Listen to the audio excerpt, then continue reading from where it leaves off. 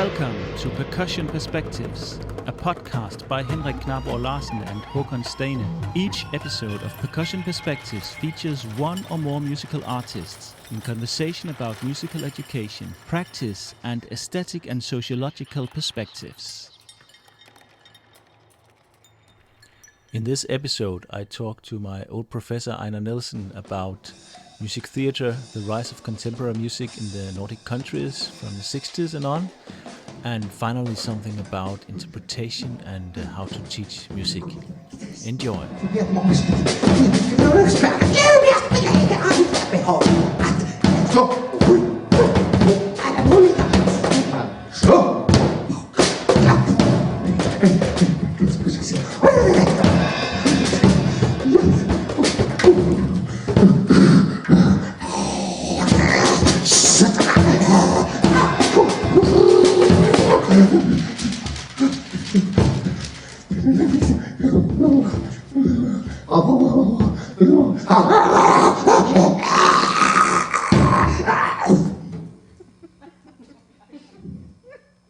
Welcome, Einar Nielsen, to the podcast.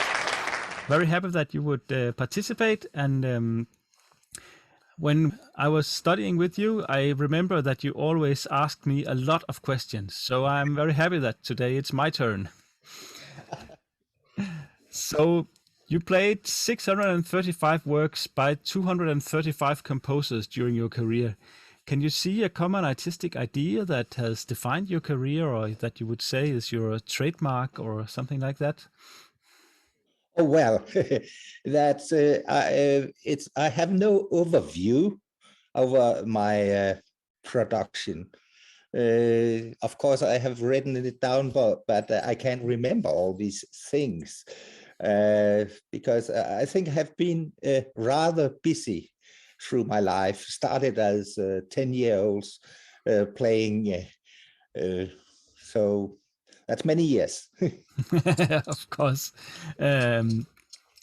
But you started out, I mean, you have been playing in many years. I can see you had master classes with Lutoslawski and Ligeti and Kagel, and so it's interesting to see back in time and all these experiences.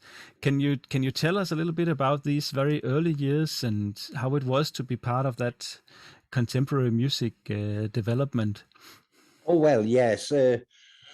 I think when I was 21, I joined a Scandinavian course in new music, a very big course where Mauricio Kagel was present as the main person of this course. And I was there for months, and every day I went to this and heard him, and I thought gradually, this is what I would like to do in my life.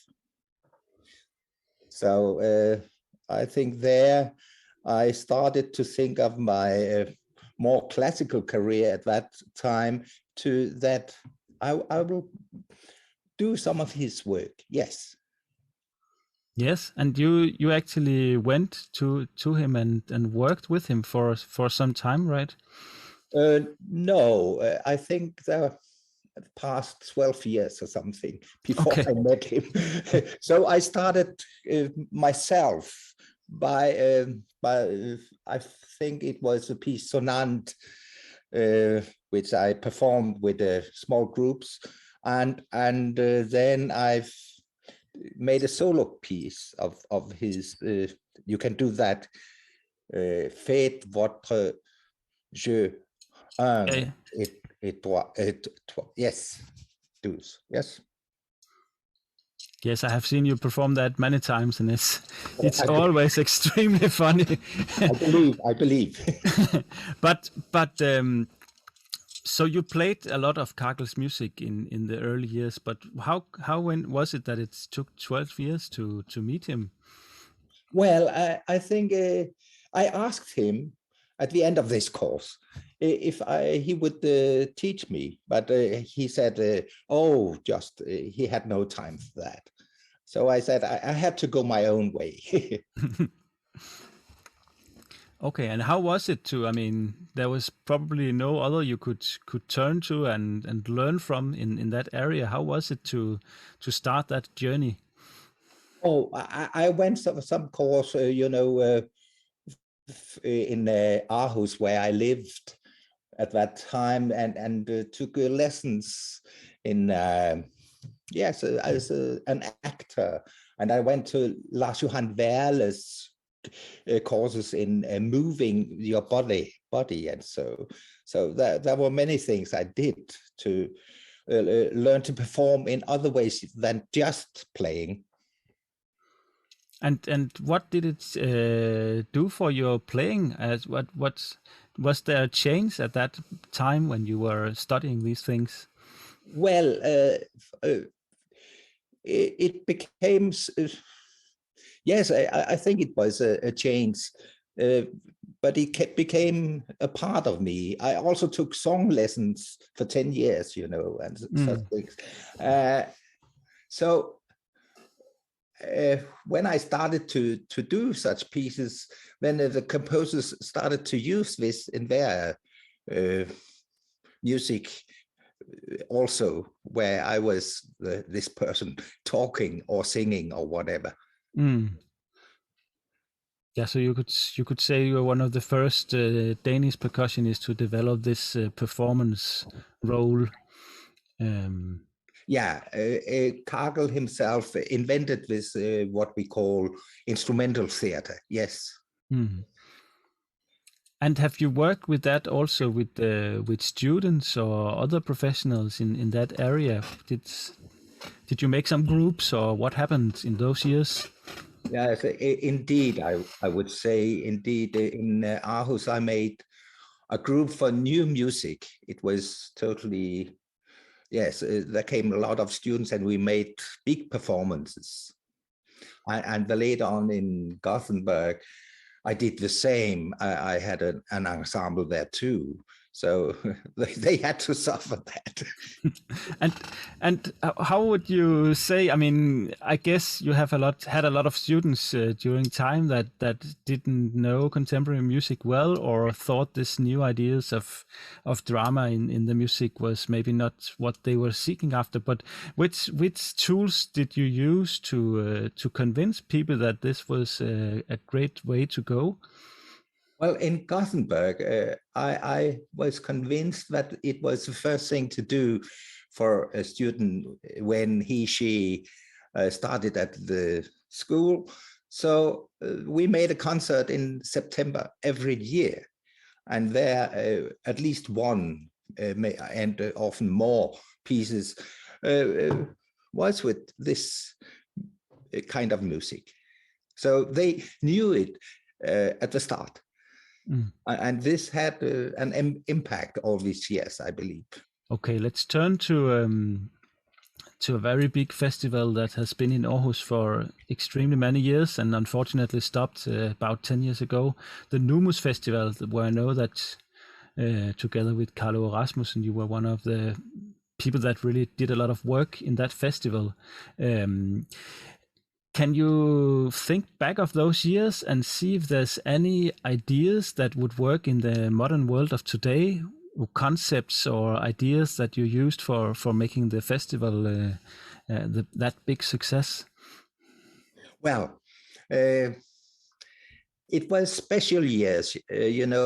All or most composers did new things. There was a little crazy thoughts at that time where we experimented with many different things. I remember Per Nørgård, who I work with too. He said to me in '95, I think, Einar, don't you think everything today is a little boring? That tells something. But I feel today that many things are happening again in that direction. So it shifts. So I have hope for that too. And what, if you look back on those years, what is there any special performance or special piece that you remember that had an impact on you, or you just thought was extraordinary in any way? One special piece. Oh, yeah. In my view, there were many very special performances, but I remember at these events that there was a huge audience for it, and the Danish television came, and they were very interested in what was going on here. So it was quite popular. Mm. So actually, it was maybe not mainstream, but a very huge audience at that time. Yes, they came traveling from all of Scandinavia, England, Germany, and so just to be there for these days. Absolutely. I know that you have been teaching a lot of great percussionists during time, and of course, I'm curious a bit what is your thoughts about how to create an artist, not just a musician? What do you think is important when you're teaching in academy level? Well, I remember starting with that in 1976, and I felt that I had to do it in my way teaching. So I really wrote about that, and it's a little difficult to me to just tell it. So I made a list for today. If I can read that, is that okay? Yes, of course. And you can comment on the way or afterwards. Is that okay? Yes. So I just, what I thought of that time, you just have to have this responsibility without breaking yourself. This I found an important thing for me. Yes. So I can today see that I'll read now about interpretation on a high level, if that's okay. That's what we're talking about, I think.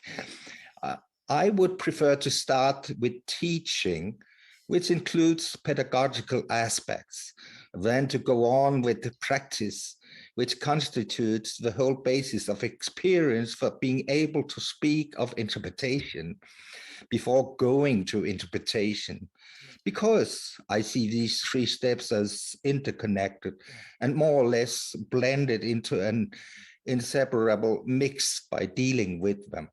Though I also see each of them as distinct entities in their differences from each other with some separate discussions. That's why I wrote this list. Yes, in a teaching situation, I have a method I always use when I listen to a student. And firstly, it's trust your ears.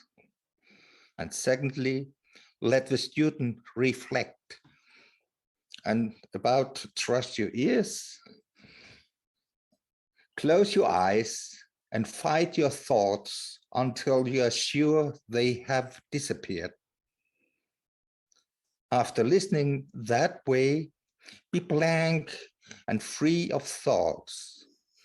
Beforehand, you have to not know what to say to the student when he has finished playing. This is rewarding, I find. You cannot stop your ears from listening, and what you have heard is welling back with new insights never known before, I can guarantee. And secondly, let the student reflect. Have a total confidence in the student and start by asking for the student's opinion when she has finished playing. Let the student then formulate his or her own reflections about what happened during playing. This is also your learning process. Show your confidence in the student. And the result, the student becomes confident in her or himself by seeing your confidence. and the student learns to trust his or her own ears. You, as the teacher, are getting double insights. Then about this practice. Practice is concerned with intuition and initiation based on a developed sensitivity. Playing music is a game, and by entering the game, you have to play a role. You need total confidence when you play. Total confidence means that you totally forget your own thoughts and let the role decide what to do, be it whatever emotion the role has to express. This transition of going into a role makes it possible for you to get into an all-encompassing thrill, significant through its seizing and embracing character. After the event, you go back to your normal everyday life. And then about interpretation. Interpretation has to do with our understanding of what we do and why we do it. Understanding has to do with language, enabling us to communicate the research and the reflections needed for interpretation. In order to recreate the work, we must reflexively orient ourselves via language. One cannot speak of an actual understanding outside one's independent understanding. What is understood in a given situation is really the same as what at the same time is true for us, each individually. And this kind of truth cannot be adapted. What does not make sense in a given situation must be rejected. At all times, the artistic interpretation is connected with the meaningful to the extent that the meaningful may change. And this is an individual condition. This individual reflection cannot replace the developed sensitivity from which the performer is able to immediately understand and interpret the music.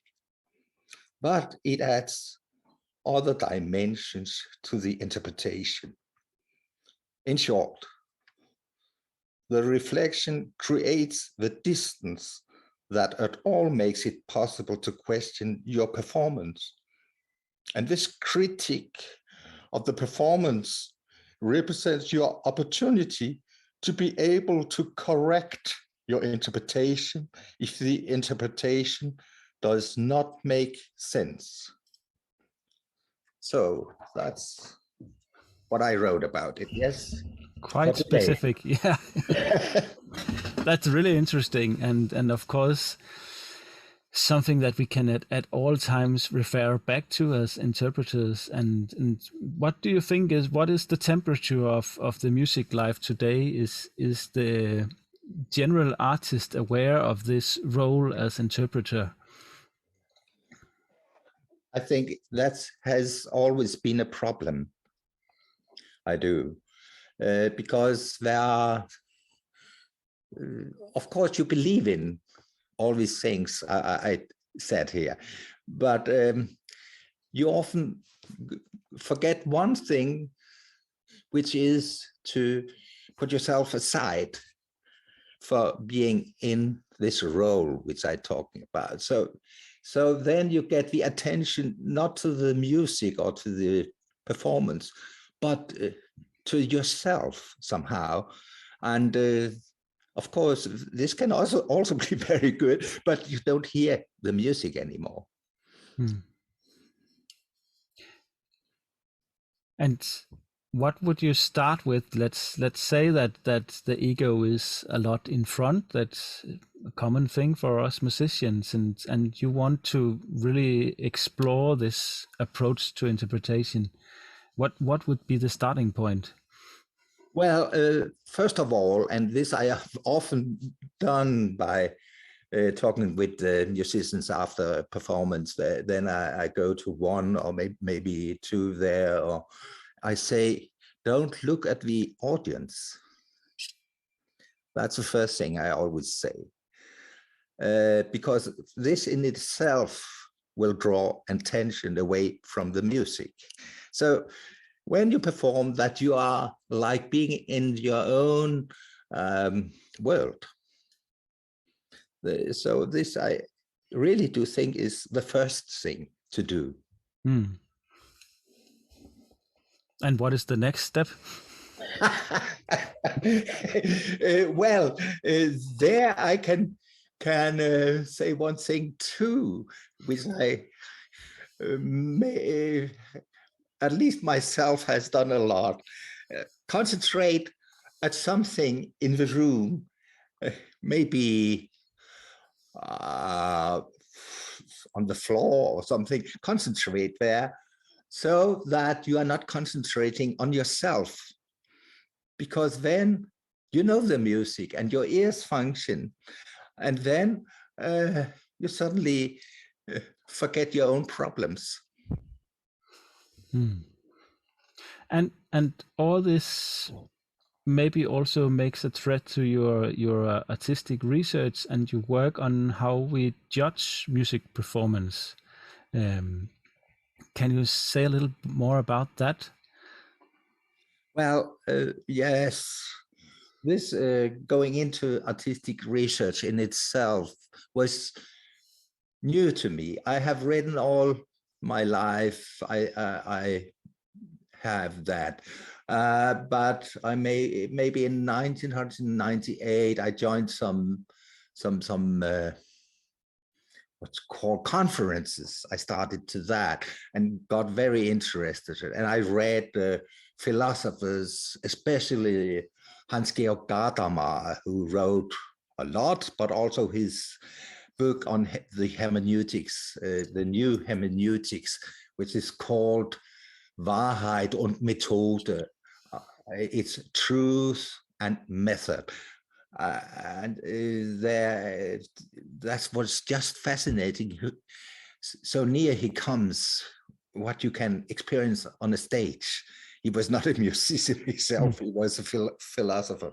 And then I read what's called Michel Foucault, who also has written very exciting articles about the same thing. So that was my starting point. And then I went to a lot of conferences, and I came with papers, and I knew this was bad. At least afterwards I knew it, but I had to learn it. So it was first maybe after 2010, 11, it began to look like something that could be used, yes. And what is your results, if we can talk about results in artistic research?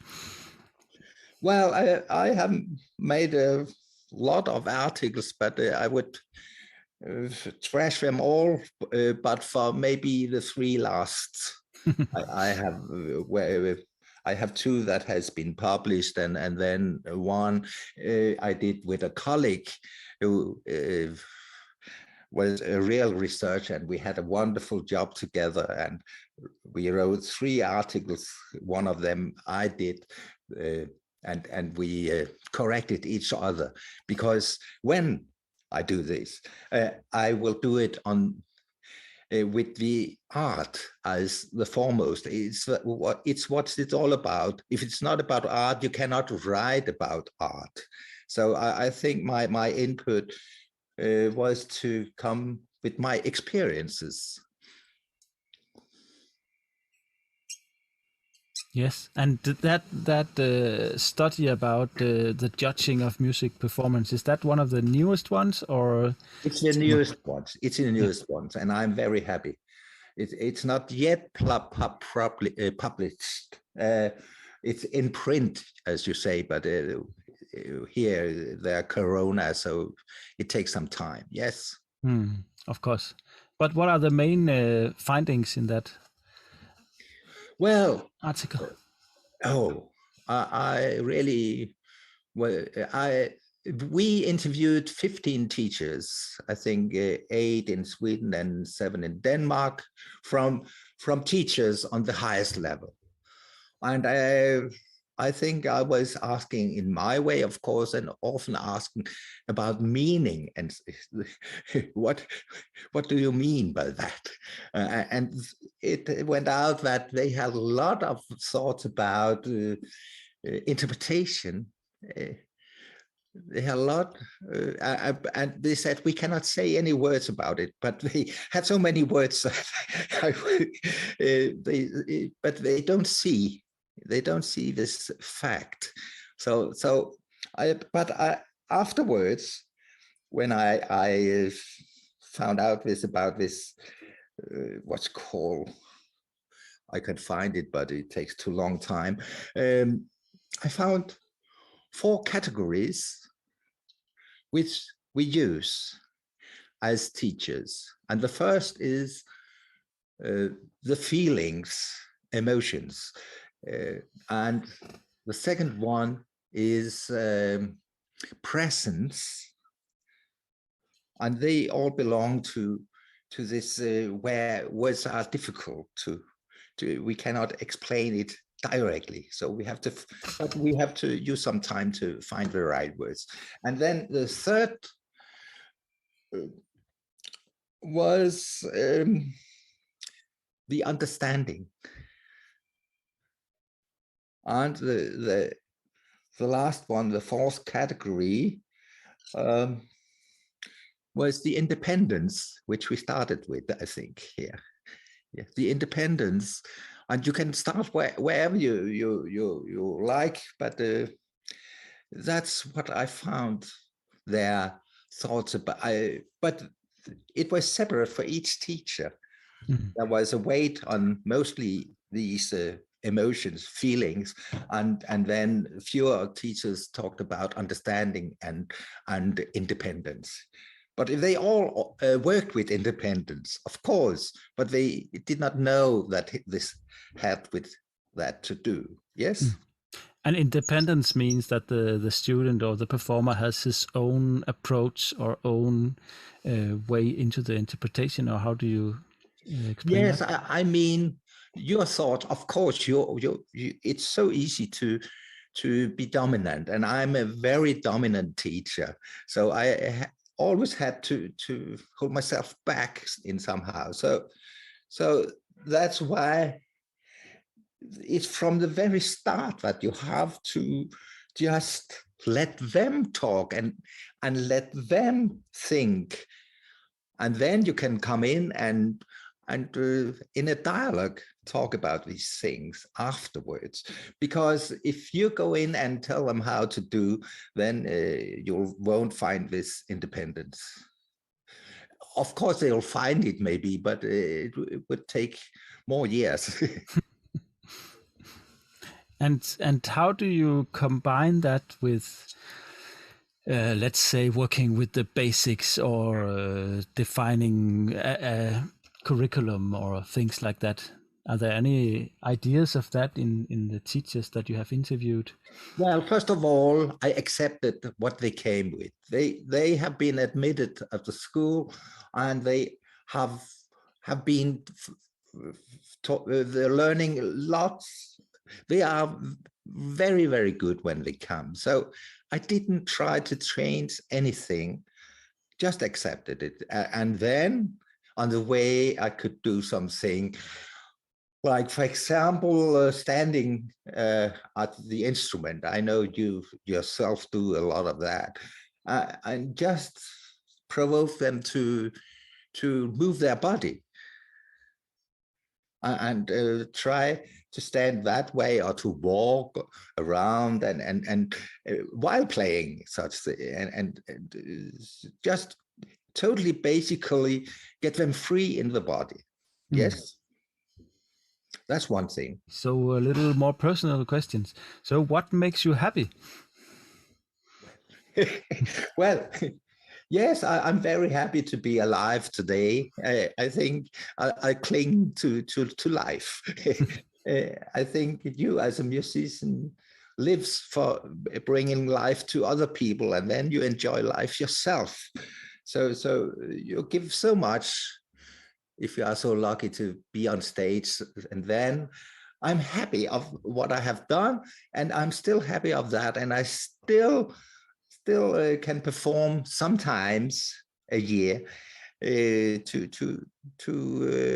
there when I perform today, I'm extremely happy. Yes. Is there a freedom from getting older in the way you perform? Oh, a lot.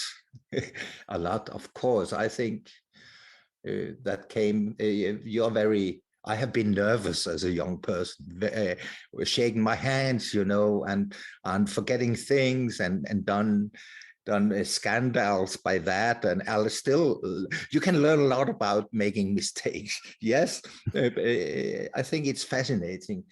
But today, I'm very solid in my own. Yes, I find it wonderful to be older. Yes. Wonderful. Thank you very much, Einar, for participating here and for your many important thoughts. So thank you very much. Thank you too.